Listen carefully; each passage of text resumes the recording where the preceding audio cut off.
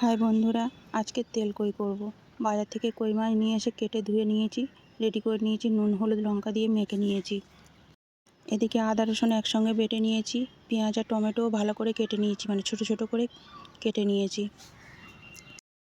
কড়াই তেল দিয়ে দিলাম, তেলটা আমার গরম হয়ে গেছে, মাছগুলো ভেজে নেব একে একে। মাছটা আমি মিডিয়াম করে ভেজে তুলে নিলাম, খুব কড়া করব না। মাছ ভাজা হয়ে গেছে, মাছ ভাজার ওই তেলের মধ্যে গোটা গরম মশলার ফোড়ন দিয়ে দিলাম। গরম মশলার ফোড়নটা একটু ভাজা হয়ে যেতেই গোটা জিরে, শুকনো লঙ্কা আর তেজপাতাটা দিয়ে দিলাম। একটু নাড়াচাড়া করে নিয়ে পেঁয়াজ আর টমেটোটা কেটে রেখেছিলাম দিয়ে দিলাম। পেঁয়াজ আর টমেটোটা ভালো করে ভেজে নেব। পেঁয়াজ আর টমেটো ভালো করে ভাজা হয়ে গেছে, এবার আদা রসুন বাটাটা একটুখানি দিয়ে দিলাম, আরও ভালো করে ভেজে নেব।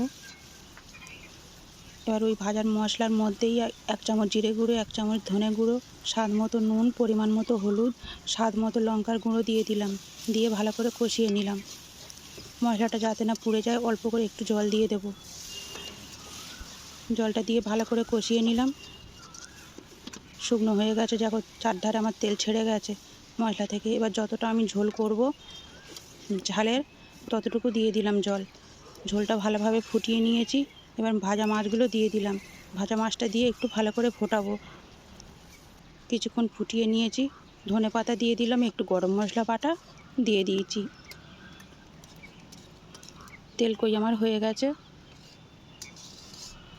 খেতে তো খুব ভালো হয়েছিল। রান্নাটা ভালো লাগলে লাইক, কমেন্ট, শেয়ার ও সাবস্ক্রাইব করো। সবাই পাশে থেকো।